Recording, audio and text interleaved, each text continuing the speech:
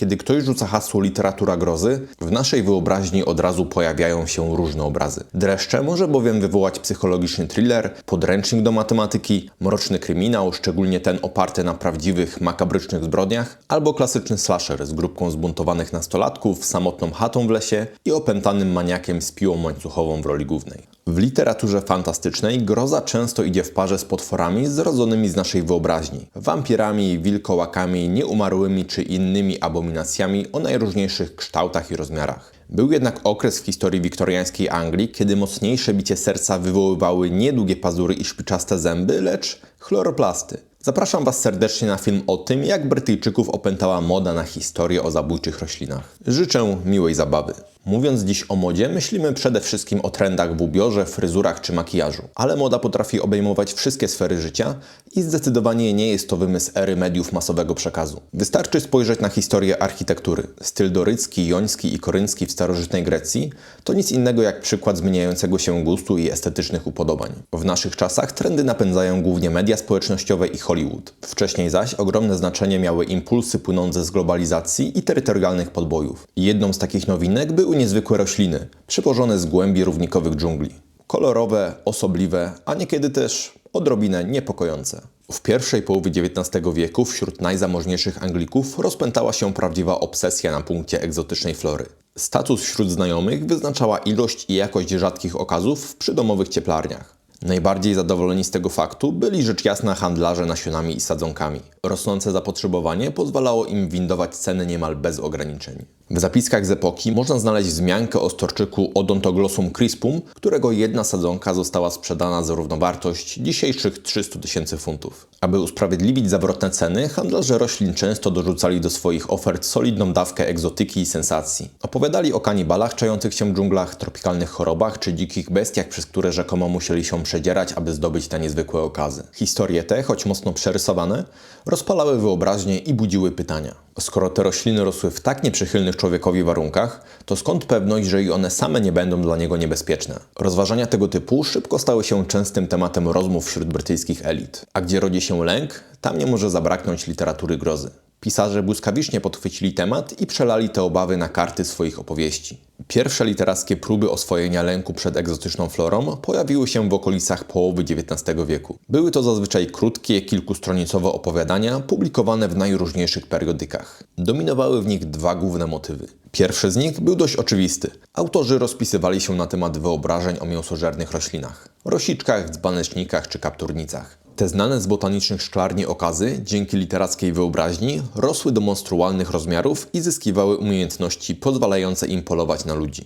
Dobrym przykładem takiej historii jest The American Tale z 1880 roku autorstwa Artura Conana Doyle'a, twórcy Sherlocka Holmesa. Opowieść traktuje o przyrośniętej rośliczce, w której wnętrzu odnaleziono zaginionego amerykańskiego awanturnika. Motyw żarłocznych roślin zyskał jeszcze większą siłę pod koniec XIX wieku, gdy sam Charles Darwin opublikował dwa eseje, w których sugerował, że rośliny drapieżne nie są skazane na bierne czekanie, aż ofiara sama wpadnie w ich sidła, ale mogą aktywnie polować. Innym popularnym wówczas zabiegiem była personifikacja egzotycznych roślin i nadawanie im kształtów ponętnych kobiet. Tworzyły one zwykle odpowiednik syren i podobnie jak ich morskie kuzynki, używały swoich wdzięków i kuszących zapachów, aby wciągnąć swoje ofiary w śmiertelną pułapkę. W tym osobliwym podgatunku eko-horroru niepodzielnie królowały orchidee, znane ze swoich fantazyjnych kształtów. Przykładem może być opowiadanie z 1894 roku The Flowering of the Strange Orchid autorstwa Herberta George'a Wellsa. W tej historii przywieziona z tropików roślina uwodzi bohatera swym zapachem, po czym paraliżuje go i wciąga w śmiertelną pułapkę. A skoro już mowa o Wellsie, czyli jednym z ojców science fiction, to przejdźmy do tego, jak motyw zabójczych roślin zakorzenił się w fantastyce naukowej, która na początku XX wieku przeżyła swój pierwszy prawdziwy rozkwit. Historie te adaptowały ówczesne trendy panujące w botanicznych horrorach, wzbogacając je o wątki związane z nowymi lękami epoki, postępującą automatyzacją, mechanizacją i niekontrolowanym rozwojem nauki.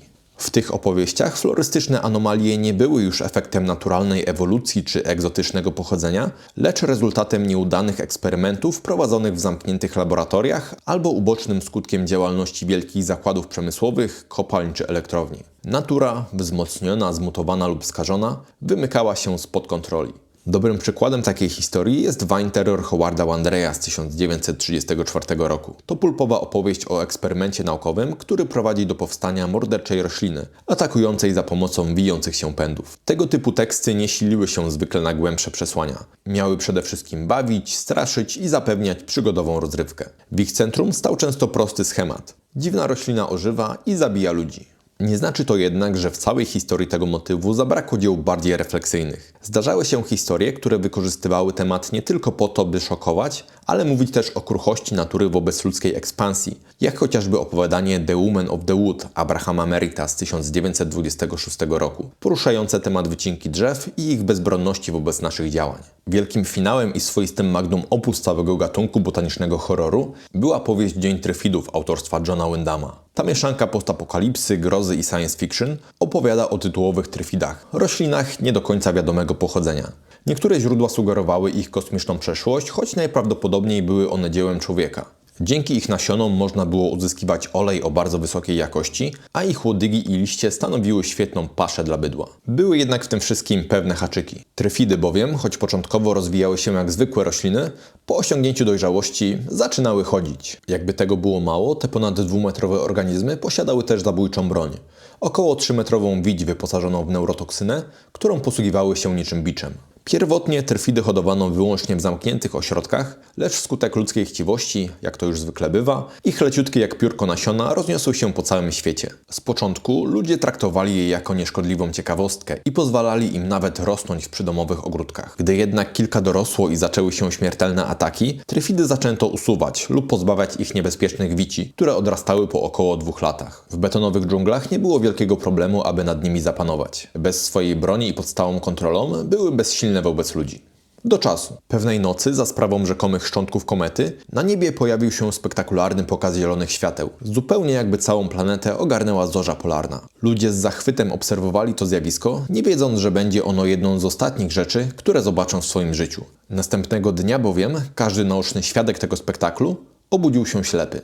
W jednej chwili tryfidy, dotąd zależne i bezbronne wobec człowieka, znalazły się na samym szczycie łańcucha pokarmowego. Ci, którzy z różnych powodów nie patrzyli ubiegłej nocy na niebo, obudzili się w nowej rzeczywistości. Niewidomi błąkali się w panice na ulicach miast, wymagając pomocy, a tryfidy, wcześniej spętane i odizolowane, ruszyły w miasto na żer, zupełnie jakby tylko czekały na ten moment. Główny bohater i grupka innych szczęśliwców, którym udało się zachować wzrok, stanęli przed nie lada dylematami. Jak wybrać, komu pomóc, a komu nie spośród setek tysięcy niewidomych? W jaki sposób zapewnić przetrwanie sobie i innym? Co z walką o przywództwo, zapasy i przyszłość ludzkości? Jeśli takie rozważania Was interesują, serdecznie polecam sięgnąć po tę klasykę.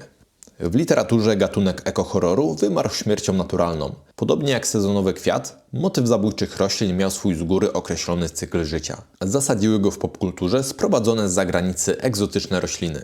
Nawoziły i podlewały go niestworzone historie handlowców oraz ludzkiej obawy przed nieznanym. Swój rozkwit zawdzięczały autorom fantastyki, jednak wraz z postępującą nauką i lepszym zrozumieniem tropików zaczął powoli usychać, by ostatecznie obumrzeć w drugiej połowie XX wieku. Dziś rosiczki, orchidee ani inne rośliny nie wzbudzają w nas już lęku. Wpływ motywu zabójczych roślin na popkulturę widać jednak w innych formach. Dużą reprezentację ma w komiksie, zwłaszcza w uniwersum DC. Postacie takie jak Swamp Thing, Floronic Man czy przede wszystkim Poison Ivy, jedna z nemezis Batmana, są obecnie używane w nowych iteracjach. Film nigdy nie skorzystał z zabójczych roślin w pełni. W zasadzie motyw ten już wymierał, gdy rozwijały się towarzyszące filmom efekty specjalne. Dużo prostszym i tańszym zabiegiem było ucharakteryzowanie autora na wilkołaka czy wampira, niż tworzenie skomplikowanych wizualnych trików z morderczymi roślinami. W 2008 roku podjęto próbę ożywienia botanicznego horroru w filmie The Happening, gdzie rośliny zaczęły wydzielać pyłki powodujące samobójcze nastroje, ale nie była to raczej udana próba. Dużo większą reprezentację zabójcze rośliny posiadają w grach. Tutaj niemal zawsze, gdy historia zaprowadzi nas w gęsto zalesione obszary lub tropiki, spotkamy typowych dla tych lokacji przedstawicieli. Uzbrojonych w kolce, szerokie paszcze, kilkumetrowe wicie i hektolitry trucizny. Jeśli chcielibyście poczytać opowiadania w tym klimacie i nie straszna Wam literatura w języku angielskim, to serdecznie polecam antologię Evil Roots – Killer Tales of the Botanical Gothic, która była dla mnie wielką inspiracją i nieocenioną pomocą przy tworzeniu tego materiału. Mam nadzieję, że odcinek przypadł Wam do gustu. Jeśli chcielibyście więcej podobnych forum i zgłębienia innych motywów w fantastyce, dajcie znać, a ja zobaczę, co da się zrobić. A na dzisiaj to już wszystko. Do usłyszenia.